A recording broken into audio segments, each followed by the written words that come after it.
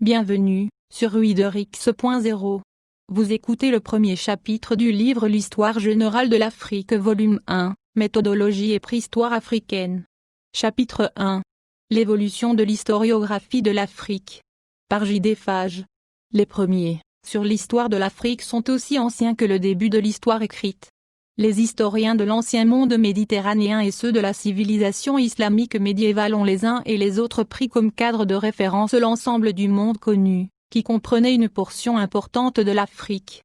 L'Afrique au nord du Sahara était une partie intégrante de ces deux civilisations, et son passé était un des centres d'intérêt de leurs historiens au même titre que celui de l'Europe méridionale ou du Proche-Orient. L'histoire de l'Afrique du Nord a même continué à être une partie essentielle des études historiques jusqu'à l'expansion de l'Empire ottoman au XVIe siècle. À la suite de l'expédition de Napoléon Bonaparte en Égypte en 1798, l'Afrique du Nord devint de nouveau un champ d'études non négligeable pour les historiens. Avec l'expansion du pouvoir colonial européen en Afrique du Nord consécutive à la conquête d'Alger par les Français en 1830 et à l'occupation de l'Égypte par les Britanniques en 1882, c'est un point de vue européen colonialiste qui domina les travaux sur l'histoire de l'Afrique du Nord. Cependant, à partir de 1930, le mouvement moderniste dans l'islam, le développement de l'instruction de style européen dans les colonies d'Afrique du Nord et la naissance des mouvements nationalistes nord-africains commencèrent à se combiner pour faire naître des écoles autochtones d'histoire, qui écrivaient non seulement en arabe mais en français et en anglais, et ainsi rétablissaient l'équilibre dans les études historiques de l'Afrique du Nord. Le présent chapitre se préoccupera donc principalement de l'historiographie de l'Afrique occidentale, centrale, orientale et méridionale. Bien que ni les historiens classiques ni les historiens islamiques médiévaux n'aient considéré l'Afrique tropicale comme sans intérêt, leurs horizons étaient limités par la rareté des contacts qu'ils pouvaient avoir avec elle, que ce soit à travers le Sahara vers l'Éthiopie ou le Bilad al-Soudan, ou le long des côtes de la mer Rouge et de l'océan Indien, jusqu'aux limites que permettait d'atteindre la navigation de mousson. L'information des anciens auteurs, en ce qui concerne plus particulièrement l'Afrique occidentale, était rare et sporadique. Hérodote, Manéthon, Pline l'Ancien, Strabon et quelques autres ne nous racontent guère que de rares voyages ou raids à travers le Sahara, ou des voyages maritimes tentés le long de la côte atlantique, et l'authenticité de certains de ces récits fait souvent l'objet de discussions animées entre les spécialistes. Les informations classiques au sujet de la mer Rouge et de l'océan Indien ont une base plus sérieuse, car il est certain que des marchands méditerranéens, ou du moins alexandrins, pratiquaient le commerce sur ces côtes. Le périple de la mer Érythrée, vers l'an plus 100, et les œuvres de Claude Ptolémée, vers plus 150, mais la version qui nous en est parvenue semble se rapporter plutôt aux environs de plus 400, et de Cosma Indicopleus de plus 647, sont encore les principales sources pour l'histoire ancienne de l'Afrique orientale. Les auteurs arabes étaient bien mieux informés, car à leur époque, l'utilisation du chameau par les peuples du Sahara avait facilité l'établissement d'un commerce régulier avec l'Afrique occidentale et l'installation de négociants nord-africains dans les principales villes du Soudan occidental. D'autre part, le commerce avec la partie occidentale de l'océan Indien s'était aussi développé, au point qu'un nombre considérable de marchands d'Arabie et du Proche-Orient s'étaient installés le long de la côte orientale d'Afrique. C'est ainsi que les œuvres d'hommes comme Al-Mazudi, mort vers plus 950, Al-Bakri, 1029-1094, Al-Idrisi, 1154, Yakut, vers 1200, Abul-Fida 1273-1331, Al-Umari, 1301-49, Ibn Ba, U.A. 1304-1369, et Hassan ibn Mohammed al-Vudzan, connu en Europe sous le nom de Léon l'Africain, vers 1494-1552, sont d'une grande importance pour la reconstruction de l'histoire de l'Afrique, en particulier celle du Soudan occidental et central, pendant la période comprise approximativement entre le IXe et le XVe siècle. Cependant, si utiles que soient leurs œuvres pour les historiens modernes, il est douteux qu'on doive compter aucun de ces auteurs ou de leurs prédécesseurs classiques parmi les principaux historiens de l'Afrique. L'essentiel de ce que chacun d'entre eux donne est une description des régions de l'Afrique d'après les informations qu'il a pu recueillir à l'époque où il écrivait. Il n'y a aucune étude systématique des changements survenus au cours du temps, ce qui est le véritable objectif de l'historien. D'ailleurs, cette description n'est même pas véritablement synchronique, car s'il est vrai qu'une partie de l'information peut être contemporaine, d'autres parties, bien qu'encore tenues pour vraies du vivant de l'auteur, pouvaient provenir de rapports plus anciens. Ces œuvres présentent en outre l'inconvénient qu'en général il n'y a aucun moyen d'évaluer l'autorité de l'information, par exemple de savoir si l'auteur l'a recueillie par observation personnelle, ou d'après l'observation directe d'un contemporain, ou s'il rapporte simplement des rumeurs courantes à l'époque ou l'opinion d'auteurs antérieurs. Léon l'Africain fournit un exemple intéressant de ce problème. Il a lui-même, comme Ibn Battuta, voyagé en Afrique, mais, à la différence d'Ibn Battuta, il n'est nullement certain que toute l'information qu'il donne provienne de ses observations personnelles. Il est peut-être utile de rappeler ici que le terme histoire n'est pas sans ambiguïté. Actuellement son sens usuel peut être défini comme un compte-rendu méthodique des événements d'une période donnée, mais il peut aussi avoir le sens plus ancien de description systématique de phénomènes naturels. C'est essentiellement en ce sens qu'il est employé dans le titre donné en anglais à l'œuvre de Léon l'Africain, Leo Africanus, A Geographical History of Africa en français, description de l'Afrique, sens qui ne survit réellement aujourd'hui que dans l'expression désuète histoire naturelle qui du reste était le titre de l'œuvre de Pline. Cependant, parmi les premiers historiens de l'Afrique, il en est un très important, un grand historien au plein sens du terme, Ibn Khaldun, 1332-1406, qui, s'il était mieux connu des savants occidentaux, pourrait légitimement ravir à Hérodote son titre de père de l'histoire. Ibn Khaldun était un Nord-Africain né à Tunis. Une partie de son œuvre est consacrée à l'Afrique et à ses relations avec les autres peuples de la Méditerranée et du Proche-Orient. De la compréhension de ces relations, il induisit une conception qui fait de l'histoire un phénomène cyclique dans lequel les nomades des steppes et des déserts conquièrent les terres arables des peuples sédentaires et établissent de vastes royaumes qui, après environ 3 générations, perdant leur vitalité et deviennent victimes de nouvelles invasions de nomades.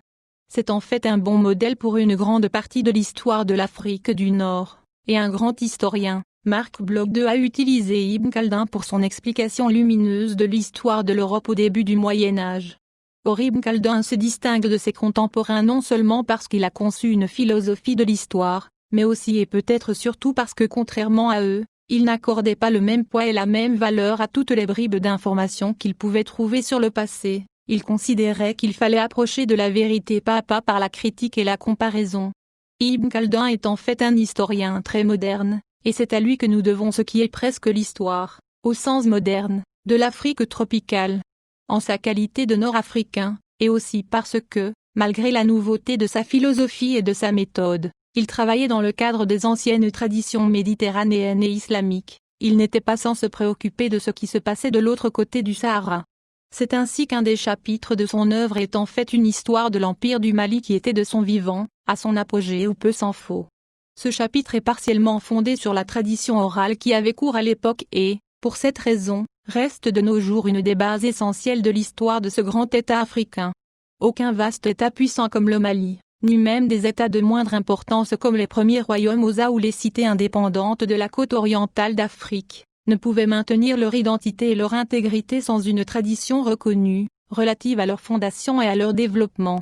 Quand l'islam traversa le Sahara et se répandit le long de la côte orientale, en apportant avec lui l'écriture arabe, les Noirs africains ajoutèrent l'utilisation des textes écrits aux documents oraux dont ils disposaient déjà pour conserver leur histoire. Parmi ces premiers exemples d'ouvrages d'histoire actuellement connus, les plus élaborés sont peut-être le Tariq al-Sudan et le Tariq el-Fatash, l'un et l'autre écrits à Tombouctou et, pour l'essentiel, au XVIIe siècle. Dans les deux cas, les auteurs nous donnent un exposé des événements de leur époque et de la période immédiatement antérieure, avec beaucoup de détails et sans omettre l'analyse et l'interprétation. Mais ils font aussi précéder ces exposés critiques d'un rappel des traditions orales concernant des temps plus anciens. De sorte que le résultat n'est pas seulement une histoire de l'Empire Songhai, de sa conquête et de sa domination par les Marocains, mais aussi une tentative pour déterminer ce qui était important dans l'histoire antérieure de la région, notamment dans les anciens empires du Ghana et du Mali. C'est pourquoi il importe de distinguer les Tariq de Tombouctou d'autres ouvrages historiques anciens écrits en arabe par des Africains, tels que ceux qui sont connus sous les noms de chroniques de Kano et de chroniques de Kilwa. Ces dernières nous livrent seulement les notations directes par écrit de tradition qui étaient sans doute jusqu'alors transmises oralement. S'il semble qu'une version de la chronique de Kilwa ait été utilisée par l'historien portugais de Barrow au XVIe siècle, il n'y a rien qui montre que la chronique de Kano ait existé avant le début du XIXe siècle environ. Il est intéressant de noter que les chroniques de cette nature en arabe ne se limitent pas nécessairement aux parties de l'Afrique qui avaient été complètement islamisées. C'est ainsi que le centre du Ghana actuel a produit sa chronique de Gonja, Kitab al-Gunja, au XVIIIe siècle, et que les récentes recherches de savants tels qu'Ivor Wilk ont révélé des centaines d'exemples de manuscrits arabes provenant de cette région et des régions voisines. En outre, il ne faut évidemment pas oublier qu'une partie de l'Afrique tropicale, celle qui est devenue l'Éthiopie, avait sa propre langue sémitique, d'abord le Gèze, puis l'amharique, dans lesquelles une tradition littéraire a été préservée et développée pendant près de 2000 ans. Cette tradition a certainement produit des ouvrages historiques déjà au XIVe siècle, par exemple l'histoire des guerres d'Amdacion. Les œuvres historiques écrites dans d'autres langues africaines, telles que l'Hausa et le Swahili, distinctes des écrits en arabe classique importés, mais utilisant son écriture, ne sont apparues qu'au XIXe siècle.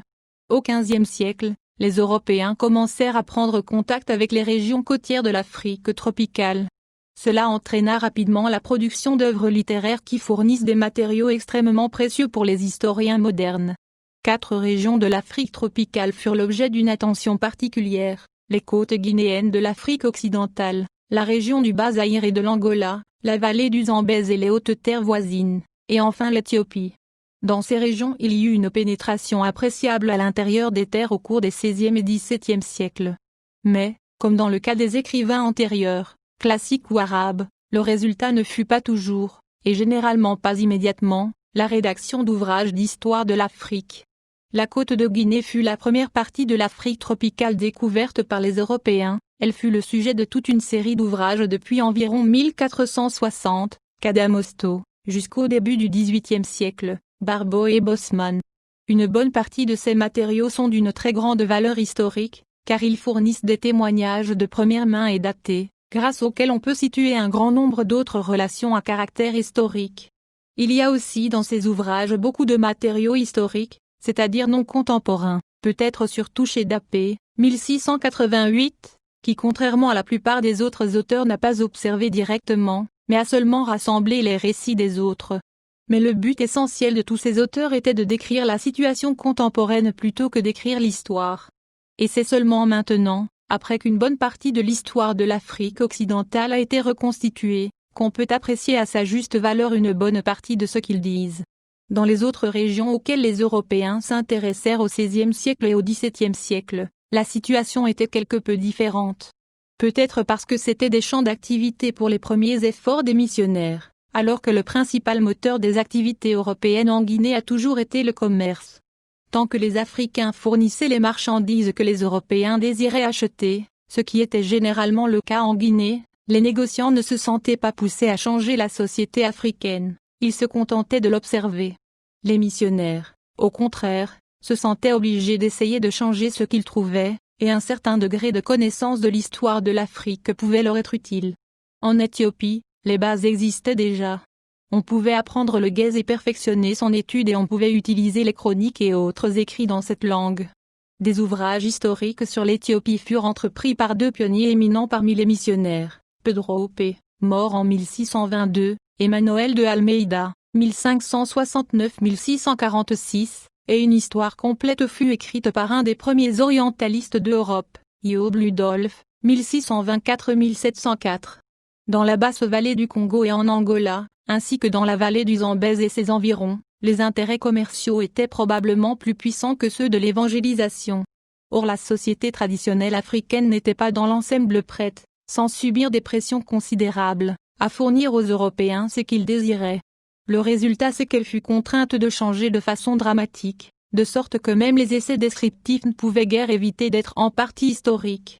On trouve, en fait, des éléments importants d'histoire dans les livres d'auteurs tels que Pigafetta et Lope, 1591, et Cavazzi, 1687. En 1681, Cadornega publie une histoire des guerres angolaises. À partir du XVIIIe siècle, il semble que l'Afrique tropicale ait reçu des historiens européens l'attention qu'elle méritait. Il était possible, par exemple, d'utiliser comme source historique les écrivains antérieurs, surtout descriptifs, comme Léon l'Africain et Dapé, de sorte que les histoires et géographies universelles de l'époque, Comptes Universal History publiés en Angleterre entre 1736 et 1765, pouvait consacrer à l'Afrique un nombre de pages appréciables.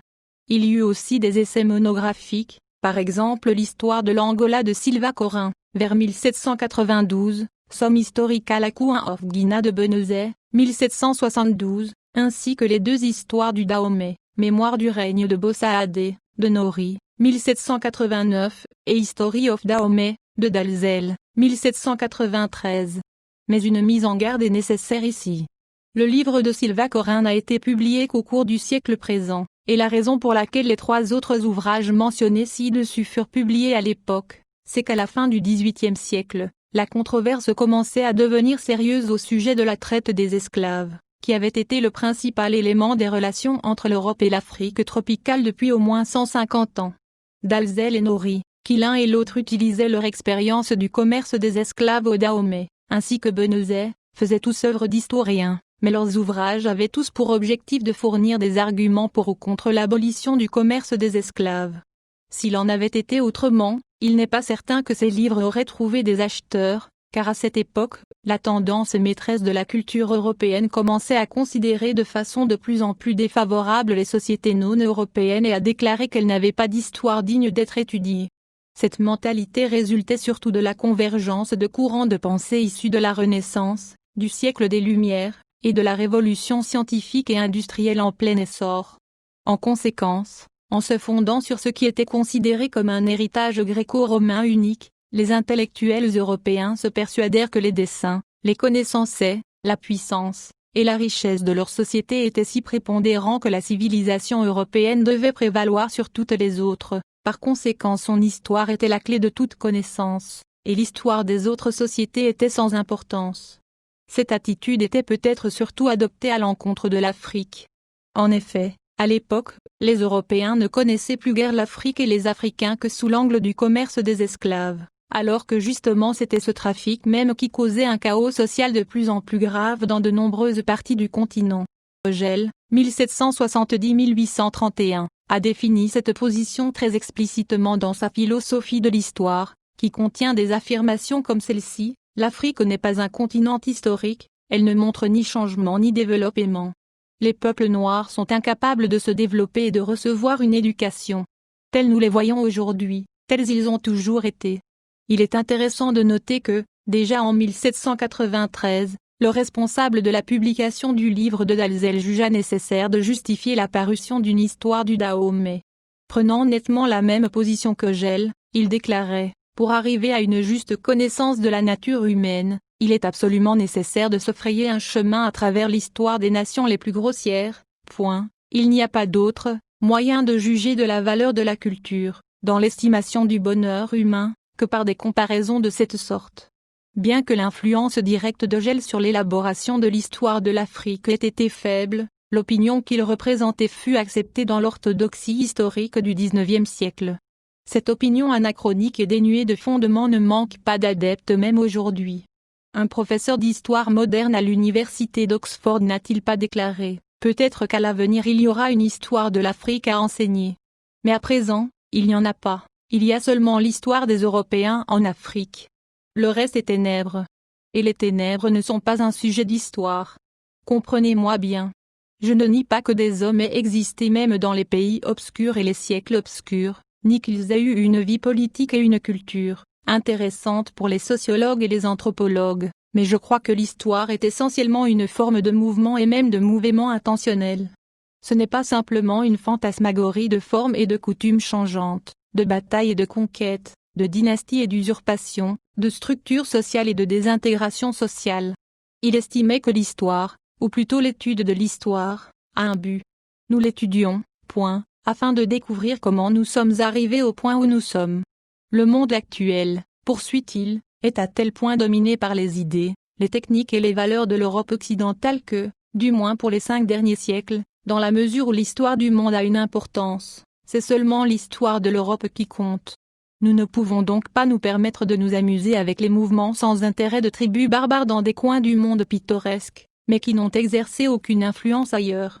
Par une ironie du sort, c'est du vivant de Gell que les Européens entreprirent l'exploration réelle, moderne et scientifique de l'Afrique et commencèrent ainsi à poser les fondations d'une évaluation rationnelle de l'histoire et des réalisations des sociétés africaines.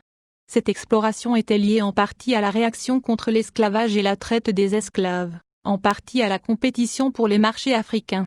Certains des premiers Européens étaient poussés par un désir sincère d'apprendre ce qu'ils pouvaient au sujet du passé des peuples africains et recueillaient tous les matériaux qu'ils trouvaient, des documents écrits s'il y en avait, sinon des traditions orales et des témoignages sur les traces du passé qu'ils découvraient. La littérature produite par les explorateurs est immense. Certains de ces éléments contiennent de l'histoire au meilleur sens du terme, et dans sa totalité, elle constitue un matériau de grande valeur pour les historiens qui leur succéderont. Dans une brève liste des principaux titres on peut citer Travel to Discover the Source of the Nile, de James Bruce, 1790, les chapitres spécifiquement historiques dans les récits de leur visite à Kumasi, capitale de l'Ashanti, par T.E. Bowditch, Mission from Cape Coast to Ashanti, 1819, et par Joseph Dupuis, Journal of a Residence in Ashanti, 1824, les Reasons and the Congenies in Central Africa, 1857-1858, de Heinrich Barth, les documents sur l'histoire, la géographie et le commerce de l'Afrique orientale de M. Guihin, 1856, et Sahara en Soudan de Gustave Nattigal, 1879-1889. La carrière de Nattigal se poursuivit dans une phase entièrement nouvelle de l'histoire de l'Afrique, celle où les Européens avaient entrepris de conquérir le continent et de dominer ses populations. Ces entreprises semblaient nécessiter une justification morale, et c'est alors que les vues hegeliennes furent renforcées par une application des principes de Darwin. Cette évolution eut un résultat symptomatique, l'apparition d'une nouvelle science, l'anthropologie, qui est une méthode non historique d'étudier et d'évaluer les cultures et les sociétés des peuples primitifs, ceux qui n'avaient pas d'histoire digne d'être étudiée, ceux qui étaient inférieurs aux Européens, et qu'on pouvait commodément distinguer de ces derniers par la pigmentation de leur peau. Il est intéressant de citer ici le cas de Richard Burton, 1821-1890. C'est l'un des plus grands voyageurs européens en Afrique au cours du XIXe siècle. C'était un esprit curieux, cultivé, et toujours en éveil, et un orientaliste émine. Il fut en 1863 un des fondateurs de la London Anthropological Society, qui devint plus tard le Royal Anthropological Institute. Cependant, de manière beaucoup plus accusée que Nattigal, sa carrière marque la fin de l'exploration scientifique et sans préjugés de l'Afrique, qui avait commencé avec James Bruce. On trouve, par exemple, dans sa mission Touge le King of Dahomey, 1864, une remarquable digression sur la place du nègre dans la nature et non pas, on peut le noter, la place du nègre dans l'histoire. On peut y lire des phrases telles que celle-ci: le nègre pur se place dans la famille humaine au-dessous des deux grandes races arabes et aryennes. La plupart de ses contemporains auraient rangé ces deux dernières dans l'ordre inverse, et le nègre, pris en masse, ne s'améliorera pas au-delà d'un certain point, qui ne méritera pas le respect, il reste mentalement un enfant. C'est en vain que certains intellectuels africains ripostaient, tel James Africanus Horton, polémiquant avec les membres influents de la London Anthropological Society. Les choses empirèrent pour l'étude de l'histoire de l'Afrique par suite de l'apparition vers la même époque, en particulier en Allemagne, d'une conception du métier de l'historien selon laquelle il devenait moins une branche de la littérature ou de la philosophie qu'une science fondée sur l'analyse rigoureuse des sources originales. Pour l'histoire de l'Europe, ces sources étaient, bien entendu, surtout des sources écrites et, dans ce domaine, l'Afrique semblait remarquablement déficiente. Cette conception fut exposée de façon très précise par le professeur A. P. Newton, en 1923, dans une conférence devant la Royal African Society à Londres, sur l'Afrique et la recherche historique. Il déclara que l'Afrique n'avait pas d'histoire avant l'arrivée des Européens. L'histoire commence quand l'homme se met à écrire. Donc le passé de l'Afrique avant le début de l'impérialisme européen ne pouvait être reconstitué que d'après les témoignages des restes matériels, des langues et des coutumes primitives. Toutes choses qui ne concernaient pas les historiens, mais les archéologues, les linguistes et les anthropologues en fait. Même Newton se trouvait quelque peu en marge du métier d'historien tel qu'il était conçu à l'époque. Pendant une grande partie du XIXe siècle, quelques-uns des historiens britanniques les plus éminents, par exemple James Stephen, 1789-1859, Herman Merivale, 1806-1874, J. Froude, 1818-1894, et J. Russillet, 1834-1895, avaient porté beaucoup d'intérêt aux activités des Européens, ou du moins de leurs compatriotes, dans le reste du monde. mais le successeur de Siley comme Régius, professeur d'histoire moderne à Cambridge, fut Lord Acton, 1834-1902, qui avait été formé en Allemagne. Acton commença immédiatement à préparer The Cambridge Modern History dont les 14 volumes parurent entre 1902 et 1910. Cet ouvrage est centré sur l'Europe au point qu'il ignore presque totalement même les activités des Européens dans le monde. Par la suite, l'histoire coloniale fut généralement laissée à des hommes comme Sir Charles Lucas, ou, en France, Gabriel Hanotaux, qui, comme Stephen, Marival et Froude, s'étaient eux-mêmes auparavant activement occupés d'affaires coloniales. Cependant, avec le temps, l'histoire coloniale ou impériale, même si elle était en marge de la profession, se fit accepter. The New Cambridge Modern History, qui commença à paraître en 1957 sous la direction de Sir George Clarke, a des chapitres sur l'Afrique, l'Asie et l'Amérique dans tous ses 12 volumes, et d'autre part la collection d'histoire de Cambridge s'était enrichie à cette époque de la série The Cambridge History of the British Empire, 1929-1959, dont Newton fut l'un des directeurs fondateurs. Mais il suffit d'un examen très sommaire de cette œuvre pour s'apercevoir que l'histoire coloniale, même celle de l'Afrique, est très différente de l'histoire de l'Afrique sur les 8 volumes de cet ouvrage. CHBE, 4 sont consacrés au Canada, à l'Australie, à la Nouvelle-Zélande et à l'Inde britannique.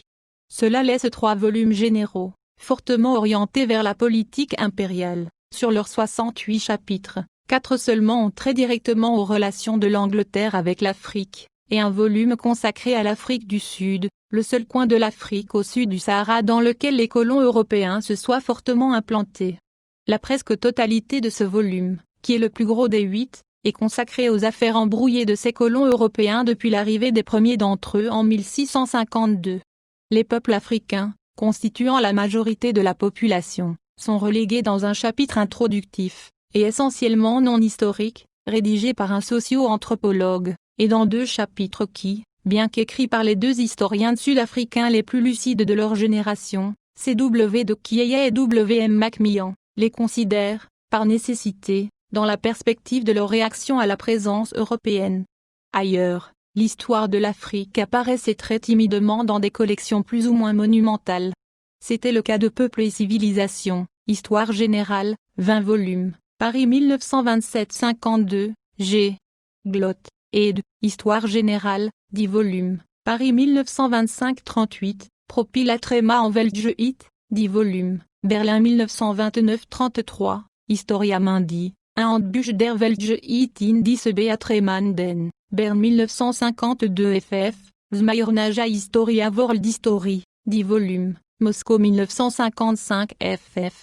L'italien C. Conti Rossini publia à Rome en 1928 une importante Storia d'Ethiopia. Les historiens coloniaux de métier étaient donc, tout comme les historiens de métier en général, liés de façon indéfectible à la conception que les peuples africains au sud du Sahara n'avaient pas d'histoire susceptible ou digne d'être étudiée. Comme nous l'avons vu, Newton considérait cette histoire comme le domaine spécialisé des archéologues, linguistes et anthropologues.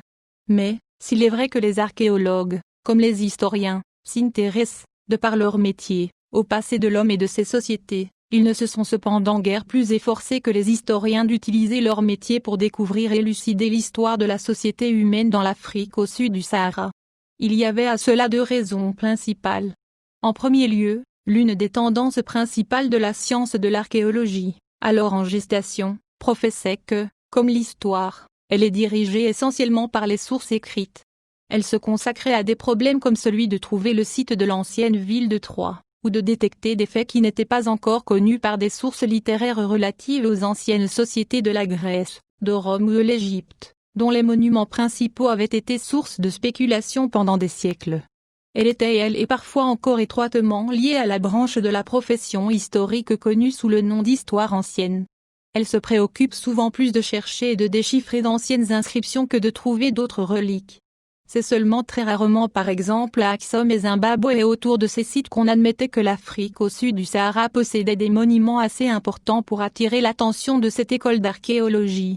En second lieu, une autre activité essentielle de la recherche archéologique se concentrait sur les origines de l'homme, avec par conséquent une perspective plus géologique qu'historique de son passé.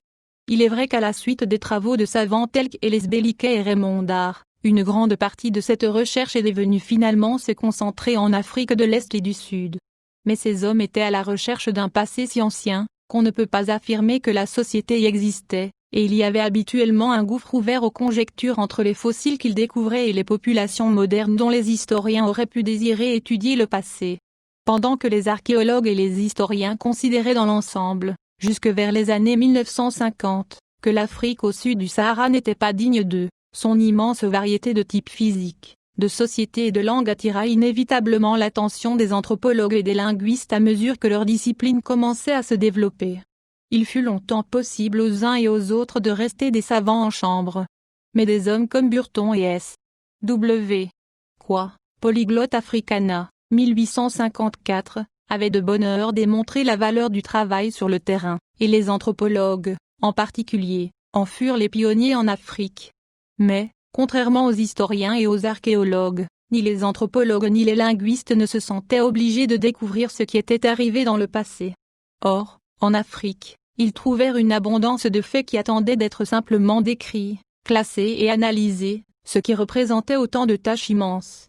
Très souvent, ils ne s'intéressaient au passé que dans la mesure où ils essayaient de reconstruire une histoire qui, pensaient-ils, se trouverait à l'origine des faits recueillis et les expliquerait.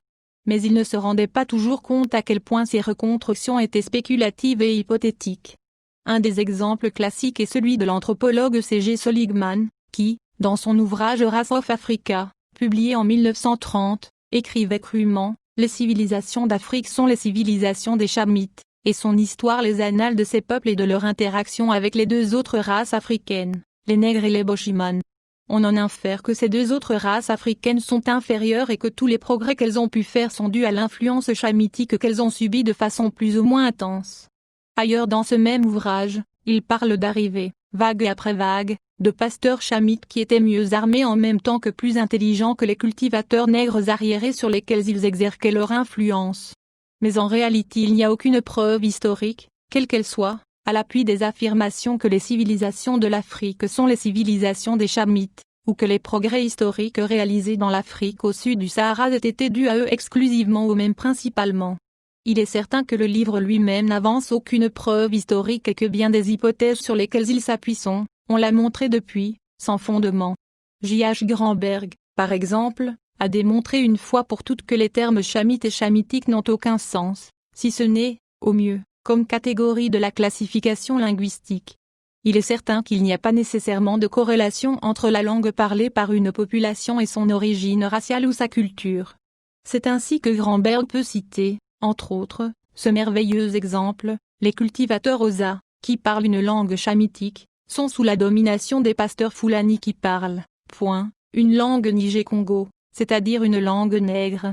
Il réfute également la base chamitique pour une grande partie de la reconstruction faite par Seligman de l'histoire culturelle des Noirs dans d'autres parties de l'Afrique, notamment pour les populations de langue bantoue. Si nous avons ainsi choisi plus particulièrement Seligman, c'est parce qu'il était parmi les personnalités les plus en vue de sa profession en Grande-Bretagne, et un des premiers à se livrer à des travaux sérieux sur le terrain en Afrique, et parce que son livre est devenu en quelque sorte un classique, réédité à plusieurs reprises. En 1966 encore, il était présenté par la publicité comme un classique dans son genre. Mais l'adoption par lui du mythe de la supériorité des peuples à peau claire sur les peuples à peau sombre était seulement une partie des préjugés généraux des Européens à la fin du XIXe siècle et au début du XXe siècle. Les Européens pensaient que leur prétention à la supériorité sur les Africains noirs avait été confirmée par leur conquête coloniale. Par conséquent, dans de nombreuses parties d'Afrique et en particulier dans la ceinture soudanaise et la région des Grands Lacs, ils étaient persuadés qu'ils ne faisaient que continuer une transmission de la civilisation que d'autres envahisseurs à peau claire, appelés globalement chamites, avaient commencé avant eux. Le même thème se retrouve tout au long de nombreuses autres œuvres de la période qui va d'environ 1890 à environ 1940, œuvres qui contiennent beaucoup plus d'éléments sérieux d'histoire qu'on ne peut en trouver dans le petit manuel de Seligman. Pour la plupart, ces ouvrages ont été écrits par des hommes et des femmes qui avaient eux-mêmes participé à la conquête ou à la colonisation et qui n'étaient ni anthropologues, ni linguistes, ni historiens de métier. Mais, comme ils s'intéressaient sincèrement aux sociétés exotiques qu'ils avaient découvertes et qu'ils désiraient s'instruire davantage à leur sujet et faire part de leurs connaissances aux autres, c'étaient des amateurs dans le meilleur sens du mot. Sir Harry Johnston et Maurice Delafosse, par exemple, ont réellement contribué de façon remarquable à la linguistique africaine, ainsi qu'à de nombreux autres domaines. Mais le premier a appelé sa grande étude d'ensemble A History of the Colonization of Africa by Alien Race, 1899, ouvrage revu et augmenté en 1913, et, dans les sections historiques de l'étude magistrale du second sur le Soudan occidental, au Sénégal-Niger, 1912, le thème général apparaît quand il invoque une migration judéo-syrienne pour fonder l'ancien Ghana. Flora Shaw, à Tropical Dependency, 1906, était fasciné par la contribution des musulmans à l'histoire de l'Afrique.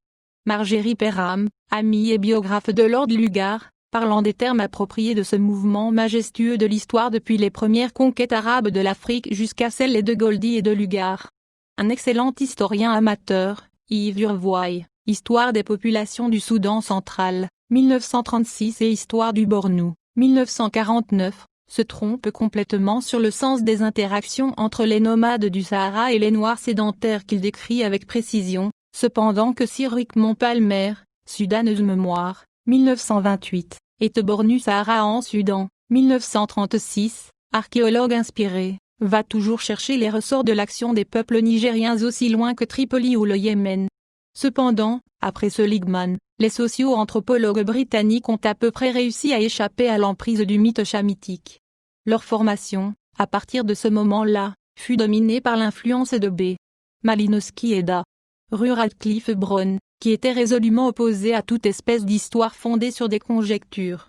En fait, la méthode strictement fonctionnaliste suivie pour l'étude des sociétés africaines par les anthropologues britanniques entre 1930 et 1950, tendait à décourager chez eux l'intérêt historique, même quand, grâce à leur travail sur le terrain, ils étaient dans une situation exceptionnellement favorable pour obtenir des données historiques.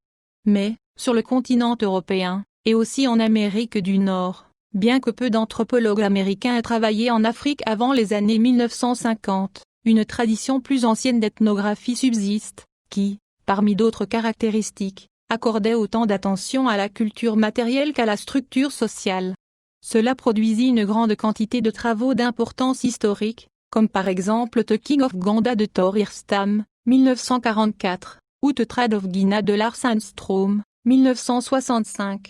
Cependant, deux œuvres méritent spécialement d'être mentionnées, Veotre Malkerken devant Africa de Zerman Baumann, 1940, et Geit Africa de Dietrich Westermann, 1952. La première était une étude encyclopédique des peuples et civilisations d'Afrique, qui accordait une attention suffisante à ce qui est connu de leurs histoires et n'a pas encore de rival en tant que manuel en un seul volume. Le livre plus récent, Africa, IP Oplancer Culture History, 1959, par l'anthropologue américain G.P. Murdoch, souffre de la comparaison parce que son auteur manque dans ce domaine, de l'expérience directe de l'Afrique, qui lui aurait permis d'évaluer ces matériaux, et aussi parce qu'il a parfois avancé des schémas hypothétiques aussi excentriques dans leur genre que celui de Seligman, même s'ils ne sont pas aussi pernicieux. Westermann, quant à lui, était surtout linguiste. Son ouvrage sur la classification des langues d'Afrique est sur beaucoup de points le précurseur de celui de Greenberg, et il a fourni une section linguistique au livre de Baumann. Mais sa Géite, malheureusement déformée par la théorie chamitique, est aussi un recueil très précieux de traditions orales africaines, telle qu'elle existait de son temps. À ces ouvrages on peut peut-être ajouter celui de Achawi Ashof, de Zimbabwe Monomotapa Culture, 1943, ne serait-ce que pour présenter son maître, Léo Frobenius. Frobenius était un ethnologue, un anthropologue spécialiste des cultures, mais aussi un archéologue doublé d'un historien. Pendant sa période d'activité, qui correspond à peu près aux 40 premières années du XXe siècle, il fut presque certainement le plus productif des historiens de l'Afrique. Il entreprit une énorme quantité de travaux sur le terrain dans presque toutes les parties du continent africain et présenta ses résultats dans une série régulière de publications. Mais on les lit peu de nos jours. Il écrivait en allemand, langue dont l'importance a diminué depuis pour l'Afrique et les africanistes. Une petite partie seulement de ses œuvres a été traduite, et leur sens est souvent difficile à rendre parce qu'elles sont encombrées de théories mythiques relatives à l'Atlantide, à une influence étrusque sur la culture africaine, etc. Aux yeux des historiens, archéologues et anthropologues actuels, qui ont reçu une formation très rigoureuse, Frobenius semble un autodidacte original dont les travaux sont dévalorisés non seulement par ses interprétations quelque peu aventureuses, mais aussi par sa méthode de travail rapide, sommaire et parfois destructive. Mais il obtenait des résultats, dont certains ont clairement anticipé ceux de chercheurs plus scientifiques venus plus tard et dont d'autres seraient peut-être difficiles ou impossibles à obtenir dans les conditions actuelles. Il semble qu'il ait eu instinctivement le don de gagner la confiance des informateurs pour découvrir les données historiques. Les historiens modernes seraient bien inspirés de rechercher ces données dans ses œuvres, et de les réévaluer en fonction des connaissances actuelles, en les libérant des interprétations fantaisistes qu'il leur ajoutait. Les singularités d'un génie autodidacte tel que Frobenius, tirant son inspiration de lui-même, ont eu pour résultat de contribuer à renforcer les historiens professionnels dans leur opinion que l'histoire de l'Afrique n'était pas un champ acceptable pour leur métier, et de détourner l'attention de beaucoup de travaux sérieux accomplis pendant la période coloniale. Un des facteurs qui ont joué un rôle fut que l'accroissement de l'intérêt des Européens pour l'Afrique avait donné aux Africains eux-mêmes une plus grande variété de cultures écrites leur permettant d'exprimer leur propre intérêt pour leur propre histoire. Ce fut le cas surtout en Afrique occidentale, où le contact avec les Européens avait été le plus long et le plus constant et où peut-être surtout dans les régions qui devinrent colonies britanniques une demande pour l'instruction européenne existait déjà au début du XIXe siècle.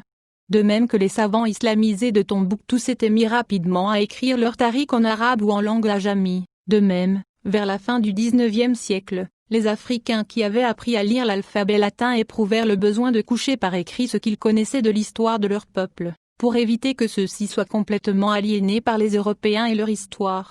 Parmi les premiers classiques de ce genre, écrits par des Africains qui comme les auteurs des tarikhs avant eux avaient exercé une activité dans la religion de la culture importée et en avaient tiré leur nom, on peut citer A History of the Gold Coast en Asante de Karl Christian Rindorf, 1895, et History of the Yoruba de Samuel Johnson, terminé en 1897, mais publié seulement en 1921. Tous deux sont des ouvrages d'histoire très sérieux, même aujourd'hui. Personne ne peut entreprendre un travail sur l'histoire des Yoruba sans consulter Johnson.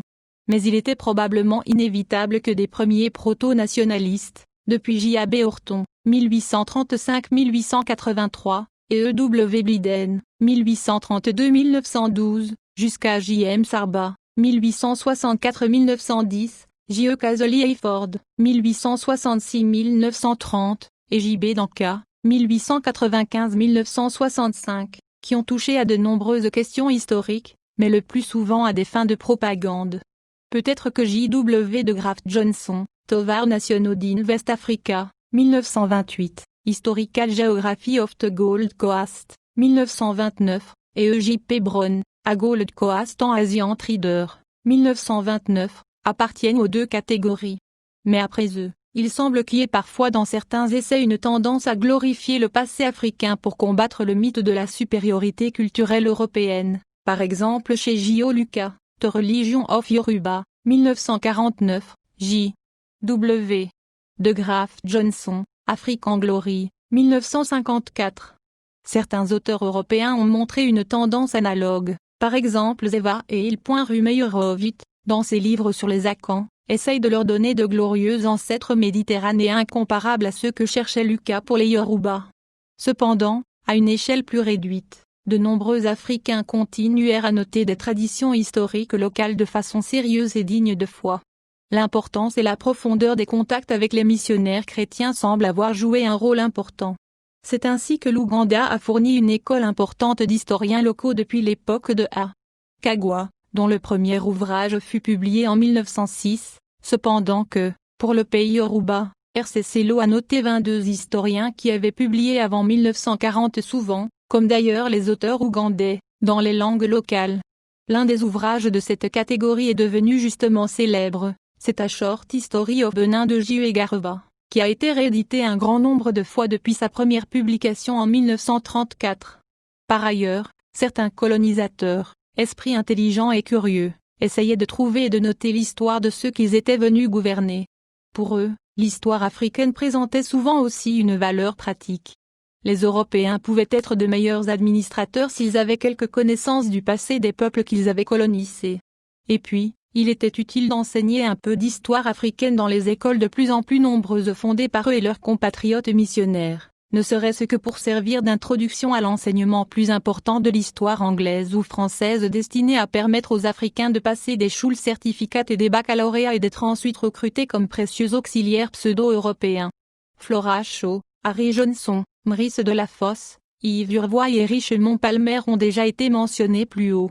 D'autres ont écrit sur l'Afrique des ouvrages historiques relativement exempts de préjugés culturels, même s'ils ont parfois choisi, eux ou leurs éditeurs, des titres bizarres, par exemple, Ruth Fisher, Twilight Tale of the Black Bagando, 1912, C.H. Stigand, The Land of Zinge, 1913, Sir Francis Fuller, A Vanished Dynasty, Ashanti, 1921, tout à fait dans la tradition de Bodic chez Dupuis, E.W. Boville, Caravan of the Sahara, 1933, les nombreuses œuvres savantes et de Charles Monteil, par exemple Les Empires du Mali, 1929, ou Louis Toxier, par exemple Histoire des Bambara, 1942.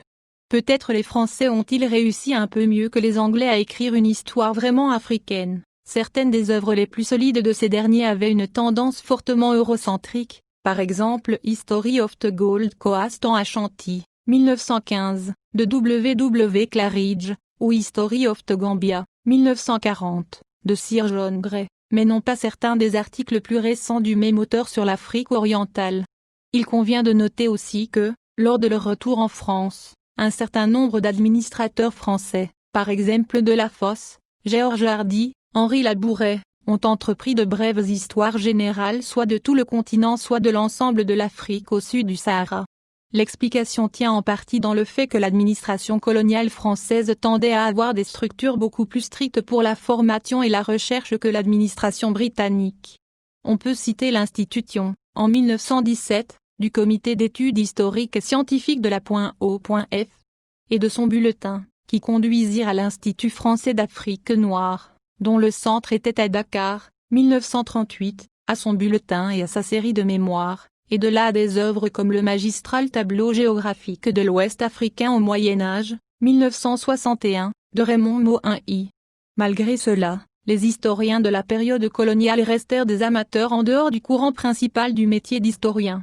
Cela fut tout aussi vrai de la France que de la Grande-Bretagne, car, bien que des hommes comme Delafosse et Labouret aient trouvé des postes universitaires à leur retour en France, ce fut comme professeur de langue africaine ou d'administration coloniale, et non comme historien classique. À partir de 1947, la Société africaine de culture et sa revue Présence africaine œuvrèrent pour la promotion d'une histoire africaine décolonisée. En même temps, une génération d'intellectuels africains ayant maîtrisé les techniques européennes d'investigation du passé, commença à définir sa propre approche vers le passé africain et à y rechercher les sources d'une identité culturelle niée par le colonialisme. Ces intellectuels ont du même coup affiné et élargi les techniques de la méthodologie historique tout en la débarrassant d'un bon nombre de mythes et de préjugés subjectifs. Il faut citer à ce sujet le colloque organisé par l'UNESCO au Caire en 1974, et qui a permis à des chercheurs africains et non-africains de confronter librement leur vue sur le problème du peuplement de l'Égypte ancienne. En 1948, paraissait History of the Gold Coast de W.E.F. Var. La même année était créé à l'Université de Londres le poste de lecturé en histoire africaine, à la School of Oriental and African Studies, confié au Dr Roland Olivet. C'est à partir de cette même date que la Grande-Bretagne entreprit un programme de développement des universités dans les territoires qui dépendaient d'elle, fondation d'établissements universitaires en Côte de l'Or et au Nigeria, promotion au niveau universitaire du Gordon College de Khartoum et du Makerere College de Kampala. Dans les colonies françaises et belges, le même processus se déroulait. En 1950, était créée l'École supérieure des lettres de Dakar qui deviendra 7 ans plus tard une université française à part entière. L'Ovanium, la première université du Congo, plus tard le Zaïre, commença à fonctionner en 1954. Du point de vue de l'historiographie africaine, la multiplication des nouvelles universités à partir de 1948 fut plus significative assurément que l'existence des rares établissements créés auparavant mais qui végétaient faute de moyens. Tel était le Liberia College de Monrovia et le Furaba College de Sierra Leone fondés respectivement en 1864 et 1876. Par ailleurs, les 9 universités qui existaient en 1940 en Afrique du Sud étaient handicapées par la politique ségrégationniste du régime de Pretoria, La recherche historique et l'enseignement dans ce domaine y étaient eurocentriques et l'histoire de l'Afrique n'était autre chose que celle des immigrants blancs. Toutes les nouvelles universités, au contraire, fondèrent rapidement des départements d'histoire, ce qui, pour la première fois, amena des historiens de métier à travailler en Afrique en nombre important. Il était inévitable qu'au début, la plupart de ces historiens proviennent d'universités non africaines. Mais l'africanisation intervint rapidement. Le premier directeur africain d'un département d'histoire, le professeur Kao Dike, fut nommé en 1956 à Ibadan. De nombreux étudiants africains furent formés. Les enseignants africains devenus historiens professionnels éprouvèrent le besoin d'accroître la part d'histoire africaine dans leur programme et, quand cette histoire était trop peu connue, de l'explorer par leurs recherches. Depuis 1948, l'historiographie de l'Afrique s'apparente progressivement à celle de n'importe quelle autre partie du monde. Certes, elle a ses problèmes propres, comme la rareté relative des sources écrites pour les périodes anciennes, et partant, la nécessité de développer d'autres sources telles que les traditions orales, la linguistique ou l'archéologie. Mais, même si l'historiographie africaine a apporté d'importantes contributions en matière d'utilisation et d'interprétation de ces sources, elle ne se distingue pas fondamentalement de celles d'autres pays du monde, Amérique latine, Asie et Europe, qui sont confrontés à des problèmes analogues. D'ailleurs, la provenance des matériaux n'est pas l'essentiel pour l'historien dont la tâche fondamentale consiste en l'usage critique et comparatif des témoignages, pour créer une description intelligente et significative du passé. L'important, c'est que, depuis 25 ans, des équipes d'universitaires africains se soient attelées au métier d'historien. L'étude de l'histoire africaine est maintenant une activité bien établie de spécialistes de haut niveau. Son développement ultérieur sera assuré grâce aux échanges interafricains et aux relations entre les universités d'Afrique et celles du reste du monde. Mais il faut souligner que cette évolution positive aurait été impossible sans le processus de libération de l'Afrique du joug colonial, le soulèvement armé de Madagascar en 1947, l'indépendance du Maroc en 1955, la guerre héroïque du peuple algérien et les luttes de libération dans toutes les colonies d'Afrique, ont ainsi contribué puissamment à ce processus, puisqu'ils créaient, pour les peuples africains, la possibilité de reprendre le contact avec leur propre histoire et d'en organiser le contrôle. L'UNESCO a compris très tôt ce besoin. Elle a suscité ou favorisé les rencontres de spécialistes. Elle a posé à juste titre comme préalable la collecte systématique des traditions orales. Répondant aux vœux des intellectuels et des États africains, elle lança dès 1966 l'idée de la rédaction d'une histoire générale de l'Afrique. La réalisation concrète de ce projet considérable a été entreprise depuis 1969 sous son égide.